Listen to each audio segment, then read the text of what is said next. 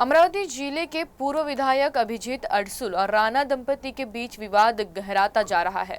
इस beach शनिवार सुबह अभिजीत अडसुल ने नागपुर में उप मुख्यमंत्री देवेंद्र फडणवीस से मुलाकात की।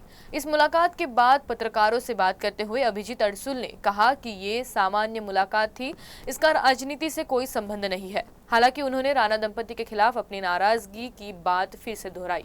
अमरावतीला मतदारसंघामध्ये होतो, आता मुंबईला संध्याकाळची फ्लाईट पकडायसाठी नागपुरात आलो, तेव्हा कळलं की देवेंद्रजी या ठिकाणी नागपुरात आहेत, म्हणून सहज भेट घेण्यासाठी आलो। बाकी काही असं राजकीय बोलण्यासाठी वगैरे त्यांची आलो नाही। जे आरोप प्रत्यारोप झाले त्याबद्दल मी ऑलरेडी बोललेलो आहे आणि त्यामुळे अजून काही मला सांगायची गरज नाही।